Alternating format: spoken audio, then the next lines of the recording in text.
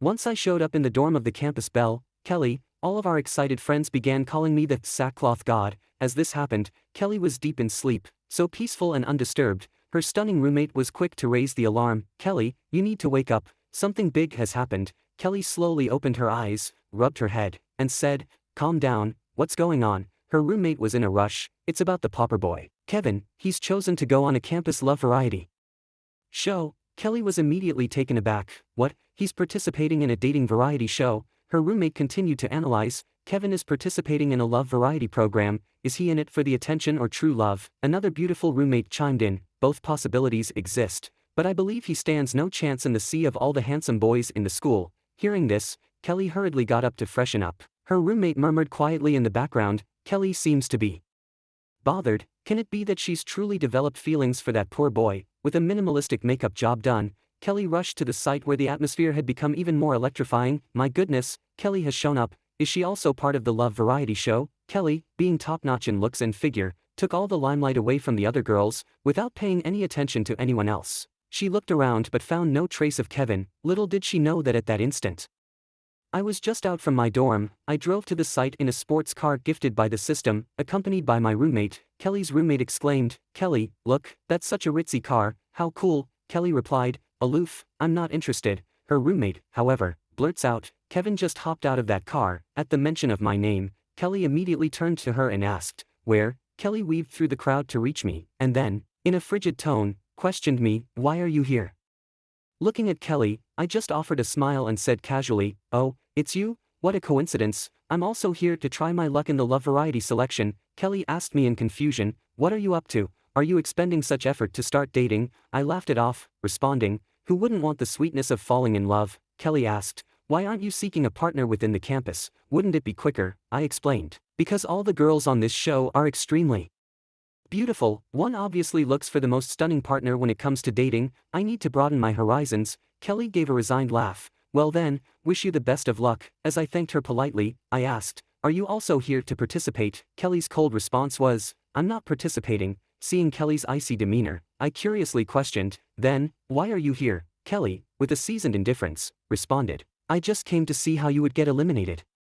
Recalling the towering reputation I had built for myself at school, I just smiled and said, I'm sorry to disappoint, but it looks like I will be the lucky contestant today. This caused envy among the spectators. Why him? Just because of this high-end sports car. Soon, the first round of selection officially kicked off. I was still in the queue to get the number plate. My roommate suggested under the scorching sun, Kevin, I'm going to buy some water, please wait for me, and you have to buy your own. Okay, Kevin replied, why should I? Someone will bring water for me. His roommate followed up in curiosity, why? Who will bring water for you? Normally, you are the one who delivers water to the goddess. I replied with dissatisfaction, you talk too much. Just go and get your water. Meanwhile, under the tree shade, Kelly was quietly observing me, perhaps thinking of the many ways the day could unfold. Kelly's roommate brought 2 cups of lemonade and said, here's a cup for you, Kelly. It's called the scum-beating lemonade, really delicious. Kelly said, thank you. The roommate added, I bought 1 more cup, I'll give it to Kevin. Kelly, upon hearing this, grabbed the water from her and said, Mary, why are you giving him the water? Do you even know him? Mary cheerfully replied, exactly because I don't. I want to take this opportunity to get to know him. Don't stop me. If you do, then surely there are ulterior motives. Kelly gave Mary a cold glance. You go, I won't stop you. Kelly watched as her roommate walked toward me. To her surprise, I rejected her. My God, he doesn't want my water. I'm so embarrassed, Mary exclaimed when she returned. Kelly laughed and said, maybe it was your delivery method. Mary responded, let's not talk about it. I am crushed. On the other hand, my roommate asked, Kevin, why did you just reject the young beautiful girl? How heartbroken she must be. I laughed it off. Look at how frantic you're. You have no need to be worried. My roommate couldn't hold back. You're too inhuman. Mary was fuming and planning on giving me a piece of her mind. Kelly comforted her. Don't be angry. I'll give him a talking to. Mary seriously said. Yes, teach him a lesson. He's unbearable. It's the first time I initiated a conversation and got ruthlessly rejected. Soon afterward, Kelly walked up to me and said in a sarcastic tone, playing hard to get, why didn't you drink the beverage my roommate brought you? I simply responded, I don't accept drinks from strangers. Kelly asked, what if I bring you a drink? To which I replied, well, I'd accept that as you and I know each other. Kelly laughed and said, where did you learn this awareness from? Wait here, I'll get you some. I quickly chimed, wait. Kelly turned back and asked, what is it? I pointed at the lemonade in Kelly's hand and said, I want to drink the one you're holding. Everyone around me was stunned. Kevin, are you brave enough?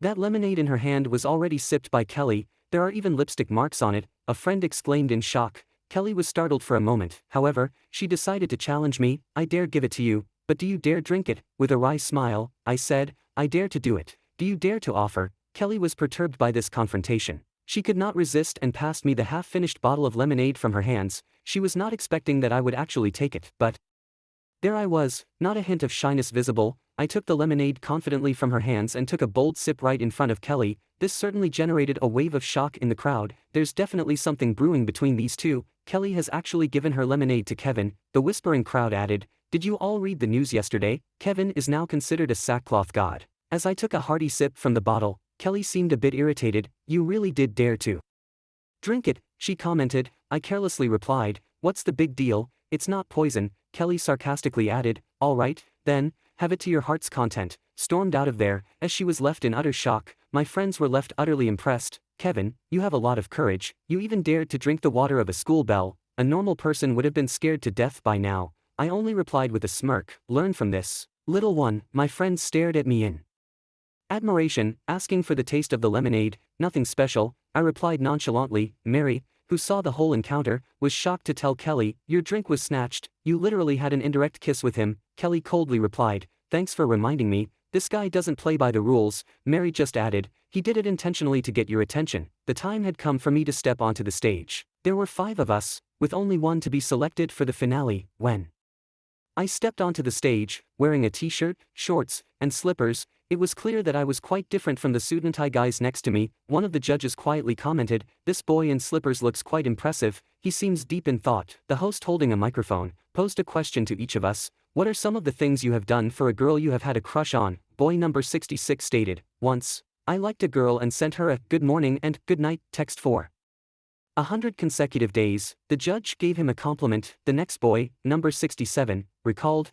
I would bring breakfast for her and even carry a small band to tie her hair while eating. That's a few extra points for you, for attention to detail. After the first 4 speakers, it was my turn. The atmosphere at the scene was noticeably more animated, and a heckler from the audience shouted, bro, quickly tell the story of you buying grilled skewers for your goddess during a typhoon. The judges called for the audience to quiet down and listen to my story. Contestant number 70, don't be nervous, speak freely, they said. I calmly replied, I've never done anything for a goddess, she's the one giving me everything. As soon as I said that, the crowd erupted. Everyone thought I was boasting. The judges asked, really? Why don't you share what the goddess has done for you? I answered, she often makes dessert for me, a special one. In fact, the judge asked, what kind of dessert? I pronounced each word clearly, a slam door soup. When everyone heard these 3 words, they couldn't help but laugh. This guy is so funny. I also often eat the goddess's slam door soup. Ha, the judges were pleasantly surprised. This contestant is interesting. The judge continued to ask, contestant number 70, what else has the goddess done for you? I replied, you all don't know, the goddess is very considerate of me. Every time I invite her to dinner or a movie, she always tells me to save my money. The judges couldn't help but exclaim, what a talented person. Meanwhile, the other contestants on stage began to step down one by one. As they left, they couldn't help but lament, how can we even compete? I was the only one left on stage, receiving thunderous applause. Supporting him means supporting ourselves. Now I was the only one left on stage. The judge smiled and said, congratulations, contestant number 70 Kevin, you have successfully advanced to the finals. While many people in the audience were mocking me, I wasn't angry at all, because I knew the miserable image they saw was an act. However, Kelly was somewhat out of control and angry.